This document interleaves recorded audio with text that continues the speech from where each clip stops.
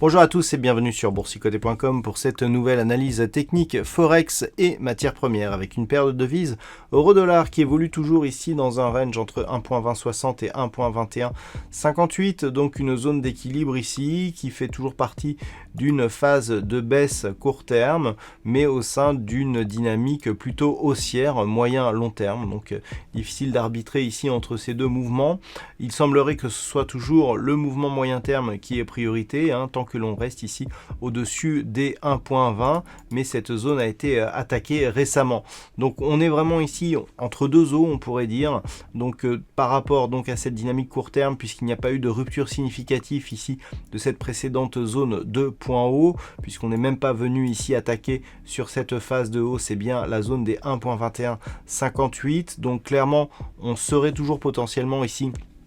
dans une phase de baisse court terme, mais qu'il faudrait confirmer par une cassure ici de la zone des 1.2060 et surtout suite à la dynamique par un nouveau point bas significatif par rapport à celui qui avait été marqué ici au début du mois de février. Donc pour l'instant ça se neutralise plus ou moins et ce sera en tout cas le message que l'on aura donné sur cette paire de devises tant que celle-ci évoluera entre 1.2060 et 1.2158.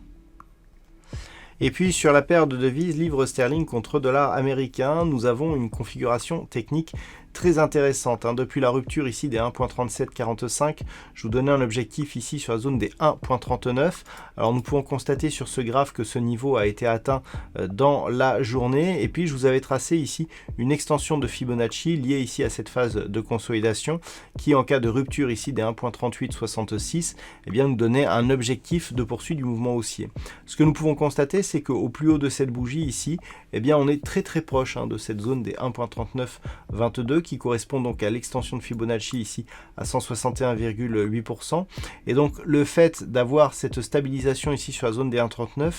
nous indique que nous sommes vraiment dans une configuration qui se construit techniquement et donc cette phase de hausse ici peut durer. Il n'y a pas énormément de signal d'exagération, si ce n'est des divergences baissières, plutôt sur cette phase de hausse, puisque même si on peut constater effectivement des plus hauts significatifs sur les cours, et notamment sur cette phase de point haut, il n'en est pas du tout de même sur les indicateurs, tels que les histogrammes du MACD, qui sont sur une amplitude inférieure à celle qu'elles étaient lorsque nous avions eu ce précédent point haut significatif. Et puis sur le RSI, on le voit ici, c'est très léger, mais on avait un peu plus entamé ici la zone de surachat que ce que nous avons ici sur la configuration actuelle, alors que les cours sont en train de se stabiliser. Donc clairement, un potentiel début d'affaiblissement donc sur cette dynamique. Donc de deux choses l'une, soit effectivement on se stabilise autour de ces 1.39 et auquel cas le signal d'affaiblissement pourrait se transformer en signal de retournement. Tant que les cours ne cassent pas ici la moyenne mobile 20 exponentielle, on resterait toutefois dans une dynamique haussière. A l'inverse, si les cours ici reprennent une dynamique haussière et viennent toucher par exemple l'extension de Fibonacci, on s'envolera certainement vers des niveaux supérieurs à la zone des 1.40 sur cette paire de devises livre sterling contre dollar américain. Et puis sur l'or, ça se stabilise, les cours sont revenus aujourd'hui au niveau de la zone de support des 1817 $ l'once, donc une neutralisation assez parfaite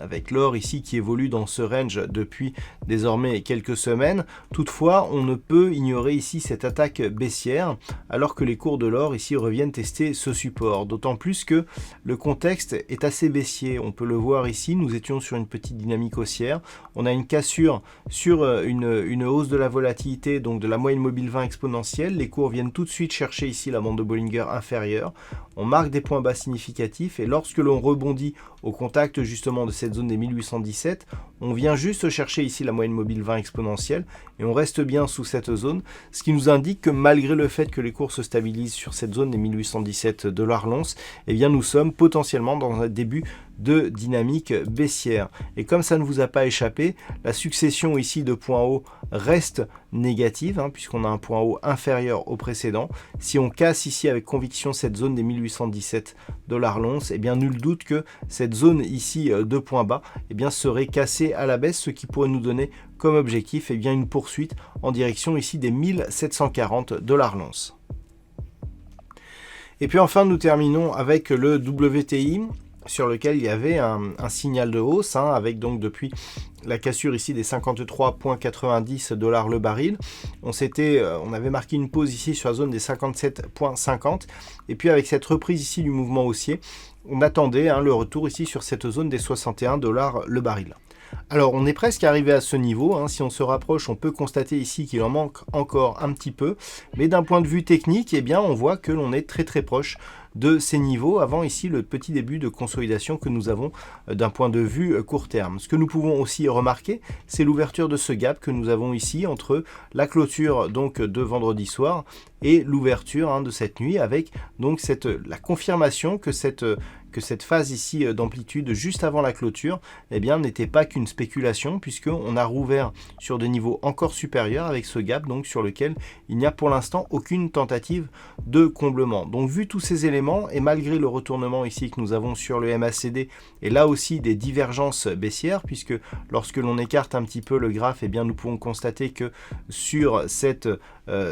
phase de hausse, on avait ici un point haut largement inférieur à ce qu'il est actuellement, et puis sur le RSI c'est plutôt baissier, puisque si on trace une droite donc de ces deux sommets, on voit bien ici que l'évolution est plutôt baissière. Donc une évolution baissière des sommets sur l'indicateur alors que nous avons des sommets haussiers sur les prix nous indique un affaiblissement de cette dynamique. Donc les points de repère,